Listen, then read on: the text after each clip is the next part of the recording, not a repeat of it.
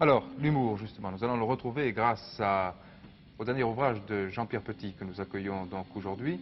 Jean-Pierre Petit, vous avez reçu il y a quelques jours le prix Loisirs Jeunes à la faveur donc, des publications qui retracent les aventures d'Anselme Lanturlu, qui se promène, disons, dans le monde de la science, d'une façon générale, et aux éditions Belin vient de paraître Le Trou Noir, dont nous avons parlé il y a quelques semaines.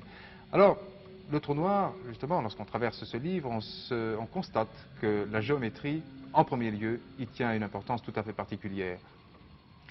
Eh bien, Le Trou Noir fait suite à un album que j'avais publié aux éditions Belin, qui était le Géométricon, qui était une première approche qui visait à expliquer aux lecteurs ce que c'était qu'un univers courbe. Dans Le Trou Noir, on va essayer de présenter en termes géométriques le concept de masse. Et là, on ira vers certaines surprises. La première, par exemple, est de s'apercevoir que la masse, c'est une notion angulaire. Finalement, la masse est un angle. Ce qui fait une chose à laquelle on n'aurait jamais pensé. L'un des personnages dit à titre de boutade, mettez-moi en pour pi sur 4.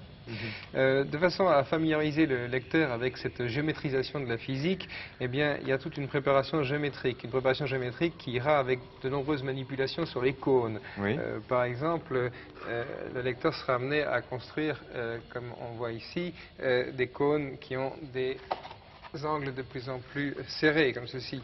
Et constatera par exemple que les cônes donnent l'apparence de la courbure d'une trajectoire. Et ici on voit apparaître la notion fondamentale de la relativité générale, qui est un peu une sorte de monde métaphysique. Nous vivons dans une hypersurface quadridimensionnelle, à 4 dimensions, et nous percevons des trajectoires d'objets qui sont déviés par l'attraction du Soleil, par l'attraction des planètes. En fait, comme on le verra dans cette bande dessinée, ces objets vont tout droit. Et ici, sur ce dessin, je vois donc cette courbure sur ce cône, mais par contre, si j'ouvre ce cône avec ces ciseaux, eh bien, je redresse ces trajectoires. Je m'aperçois que voilà donc des lignes droites. Oui, en effet. Est-ce que, justement, vous débouchez sur un certain nombre de théories modernes en ce qui concerne justement les masses et introduisez à l'intérieur de votre ouvrage la théorie des masses répulsives? Eh bien, on a essayé d'être un peu à la pointe de ce qu'on connaît actuellement. Et un chercheur américain s'est amusé à mettre toutes les données connues actuellement sur les galaxies et les amas de galaxies. Et il a mis ça dans un ordinateur, et voici l'image qu'on a obtenue, qu'on voit ici sur l'écran. Eh bien, on s'aperçoit qu'à très très grande échelle, c'est-à-dire à l'échelle de 200 millions d'années-lumière, la matière se structure un petit peu comme un gruyère. En fait, l'univers est formé d'énormes bulles de vide, et la matière se distribue simplement à la périphérie de ces bulles de vide. Revenons, Jean-Pierre Petit, ces considérations sont tout à fait passionnantes, mais j'aimerais que nous revenions sur l'ouvrage, en particulier sur quelques pages au sein desquelles vous donnez des conseils très précis pour construire un trou noir à partir de carton, de ciseaux et d'un peu de scotch. Oui, alors voici, on doit voir sur l'écran peut-être le plan de ce trou noir à construire. De toute façon, nous avons ici rapidement réalisé cette maquette, que j'espère qu'on va voir sur l'écran. Voici cette maquette donc, du trou noir qui ressemble un petit peu à une trompette, et il faut le regarder pour nous dans cette direction. Et on s'aperçoit que lorsqu'on veut parcourir ce trou noir, justement, il s'agit de coller des bandes de scotch qui figurent justement les trajectoires des particules.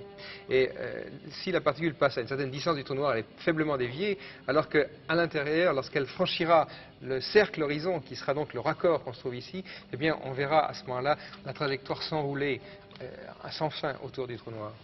Et vous avez imaginé alors ce qui se produirait si un observateur pénétrait à l'intérieur du trou noir. C'est le cas d'un des personnages, M. Albert, qui tombe à l'intérieur d'un trou noir. Alors que se passe-t-il? Eh bien oui, le trou noir n'est pas seulement une structure spatiale, c'est aussi une structure spatio-temporelle. Mais je n'ai pas d'objet spatio-temporel à vous montrer. Par contre, dans la bande dessinée, on a essayé de montrer justement ce genre certains de ces aspects. Et dans cette fin d'histoire, M. Albert, Albert Einstein, connaît une fin tragique puisqu'il tombe dans le trou noir. Et on a voulu suggérer ce qui se passe lorsque deux personnages vivent dans des bulles de temps différents. En effet, lorsqu'on tombe dans le trou noir, le temps se met à déraper complètement.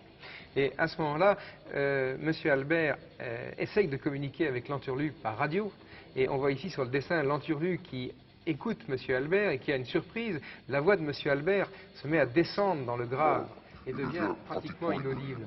Et ceci suggère justement que le temps de M. Albert devient différent. Mais au contraire, l'observateur à l'extérieur, lui, connaît une perception de la voix tout à fait différente. Eh bien, si M. Albert écoute Lanturlu, qui essaie de s'adresser à lui, à ce moment-là, sa voix deviendra au contraire complètement suraiguë. Et voilà donc une façon d'illustrer cette dérive du temps. Jean-Pierre Petit, je rappelle que vous êtes vous-même physicien, chargé de recherche au CNRS, et que les quelques considérations que vous avez introduites dans votre ouvrage sont évidemment fondées scientifiquement. C'est un merveilleux ouvrage que je conseille donc, que je recommande donc à tous ceux qui veulent en savoir un peu plus sur ces énigmes de l'univers que constituent les trous noirs. Mais quant à nous maintenant, eh bien, puisque nous sommes dans l'univers des trous noirs, nous allons aller dans l'univers tout court et essayer de tourner une page de plus au grand dossier de la vie extraterrestre.